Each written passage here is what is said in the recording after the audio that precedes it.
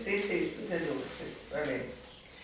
We're here at Torre del Lago, the home of Maestro Giacomo Puccini, with his granddaughter, Simonetta Puccini, who has very graciously offered to give us a short interview about her grandfather.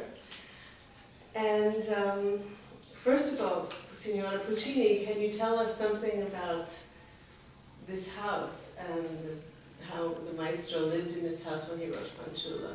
What was his life like at that time? Maestro Puccini came here for the first time in 1891 from Milano because they wanted to find a place where to live, to spend the summer, also for working.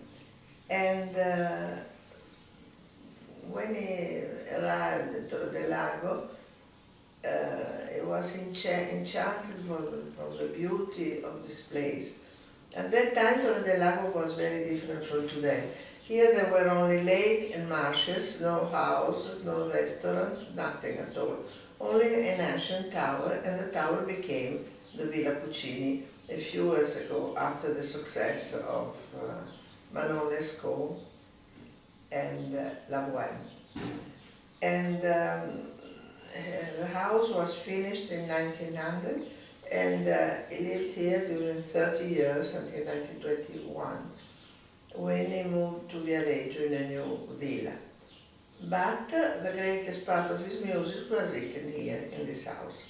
After Manon Lescaut, Bohème, and Tosca, and Madame Butterfly, the opera The Girl from the Golden West was composed. A great part of the opera was written in this house between 1907 and 1910. And okay. Then he went to New York, of course, for the premiere. yes, And it was his second visit to New York. yes. Did he like New York City? I think he liked it. The first visit, but it was in 1907, and it was there during one whole month. And the second one in 1910 from this opera. Yes, he liked the city very much, but he was always homesick. He wanted to go back to Torre del Lago because he liked living in this quiet house near the nature and near the lake, and it was here. It was a place where he preferred really. And he liked better. And when he went to New York, he worked with Toscanini and Caruso and Velasco. How Yes. was his relationship with Toscanini, for example? Did he have a good relationship?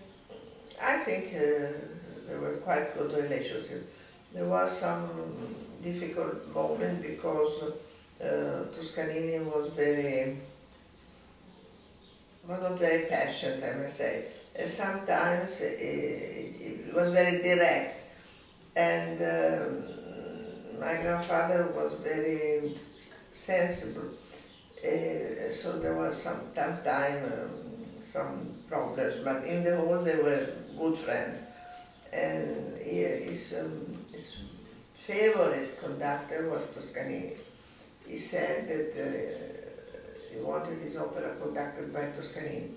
And when Toscanini refused of conducting one time Tabarro and La Rondine, my grandfather was very, very sorry for it, because he said that Toscanini was the best conductor for his music.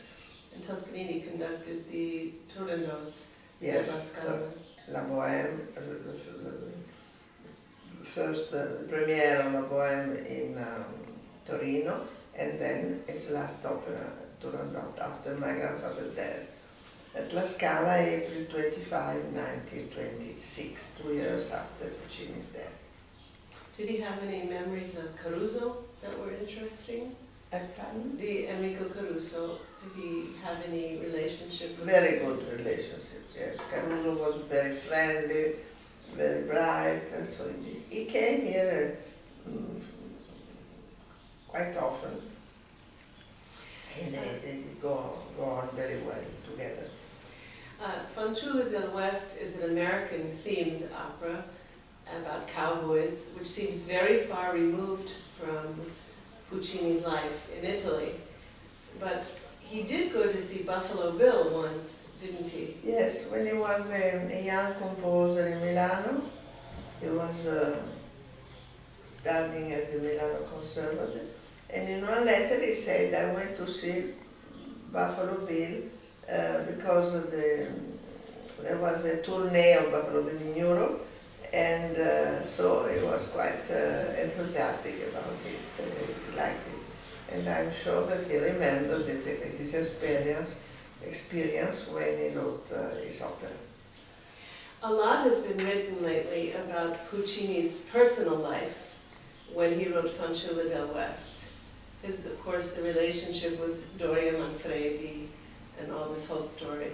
Would you like to comment on any of the news stories? Not, but there was not a relationship with Doria Manfredi. She was a young girl who worked in the house, and everybody liked it because she had a very good character.